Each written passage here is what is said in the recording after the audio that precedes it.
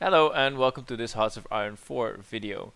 In this video I will take control of Italy and assert naval dominance of Mare Nostrum, the sea of the Romans.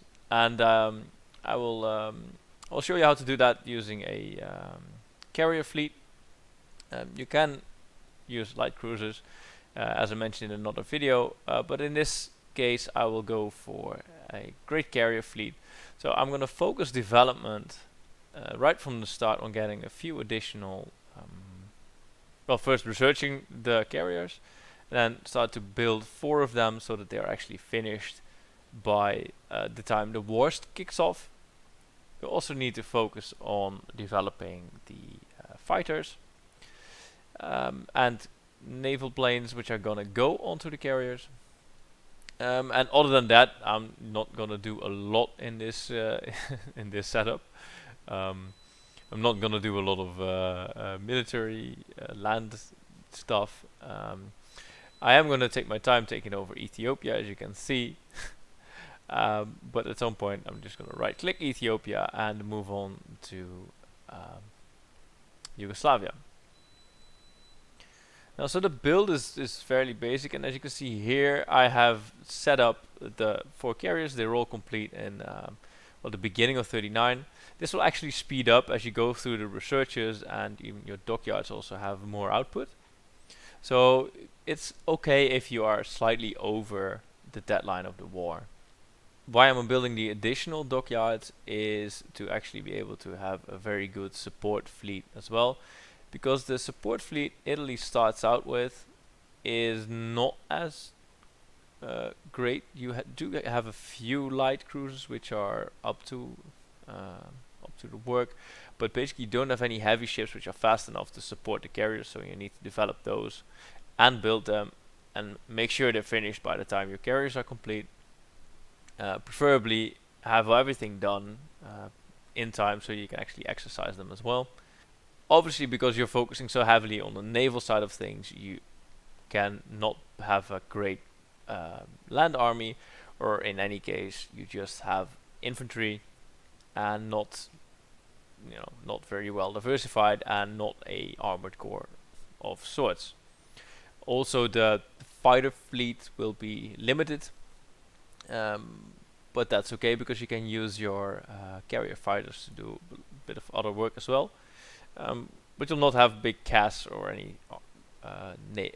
Air Force, yeah, like that. So in terms of the doctrine, we'll go for the right side of base strike. It's just awesome. That's pretty straightforward.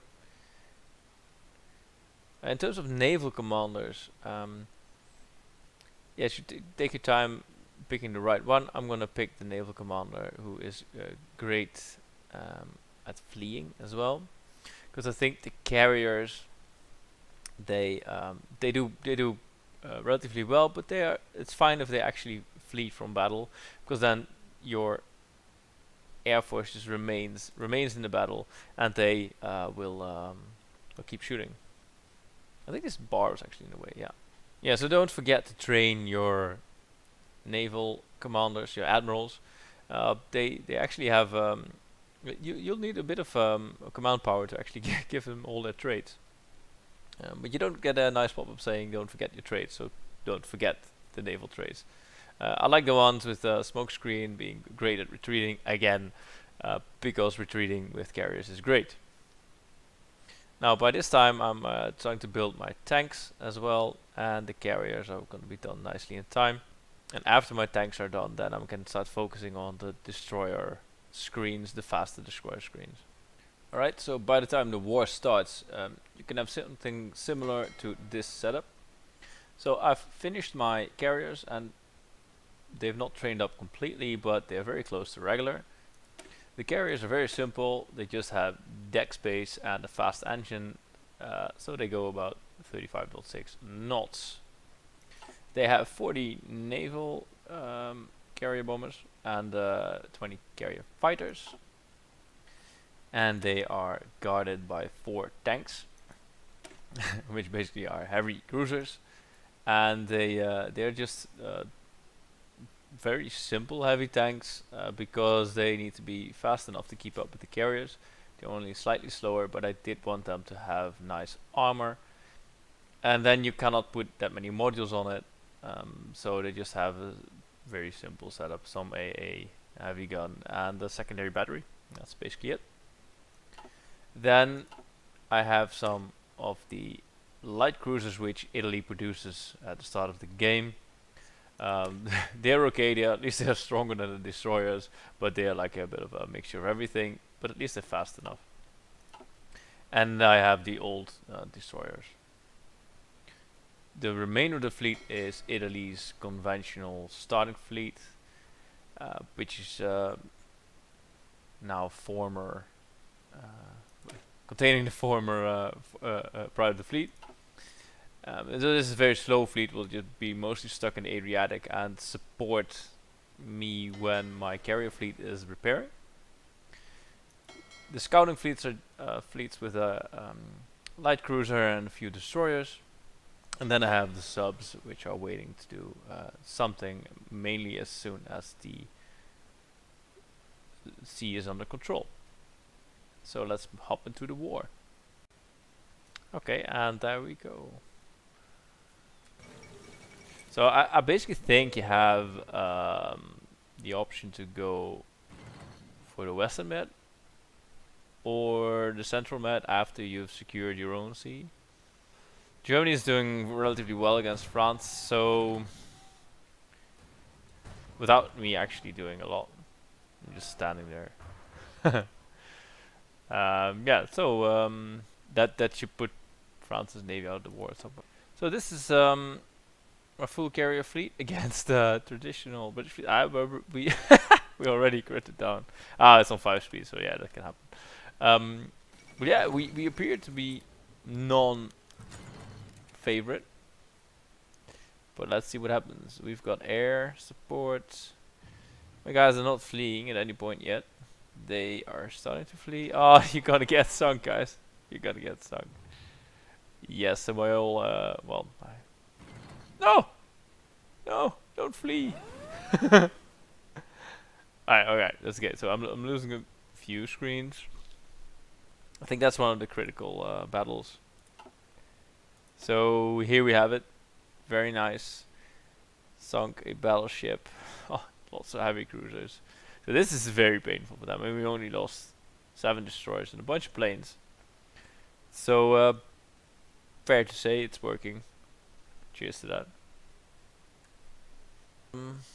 A lot of my ships are gone repairing now, so I'll just send the whole fleet off to repair, because they are always engaged, and they'll may burn themselves out. And now you can see the screening is lacking, so I'm actually going to send them off to base. So repair now. Go enjoy your rest. You deserve it. That's where we move in our traditional fleet to do some shenanigans. They can be a strike force for this region, but they are on low risk. Alright, they can be medium. Right. I find that having to manually manage the repair slots is a bit tedious.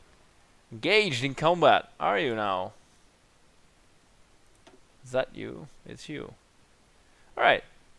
Go. Have a brawl. With the British, French, British, whatever. Oh, you've got, I don't know. They moved out. There's right, so they're fleeing. So without the air immediately making an impact, now they can get in. France capitulated, very nice. Alright, so without the air groups, so you can see here, I'm pointing to the screen, I know that you can't see it. They can only join in once every 8 hours. So it takes a while for them to get there, and look at how far they are in retreating. So now the conventional fleet is start firing and get like 5 seconds fire and kill. They managed to wreck like a few British fleets, whereas your carrier fleet in these occasions will just rip them to shreds. I need to probably do something about this. Alright, so yeah, the big issue obviously getting the conventional fleet to do stuff is that they consumes so much fuel. It's not a not great at all. I'm going on the offensive in Africa. Just you know, just to get the convoys moving on their side, and this region will be under my control soon enough. So let's see where my construction is at. So I'm building new, still building a few naval bases, which is good, I think. Mills and refineries. I need to keep up with the refineries as well. Put them in the mix more or less continuously. I do note that with my factories going up, the construction is already decreasing. So not the strongest of of economies this game. Oh, there you go. It's a very nice patrol fleet. Hello. Say goodbye. Oh yeah, so we have a conventional fleet moving in now as well, and thus draining all the fuel. Okay, so these idiots, they can they're better not there. So at this point, the Brits have all but disappeared from the Med. And with them only having a foothold here, I doubt they would return in the Med. So we can go and move on and all right, boss. Some more faraway seas.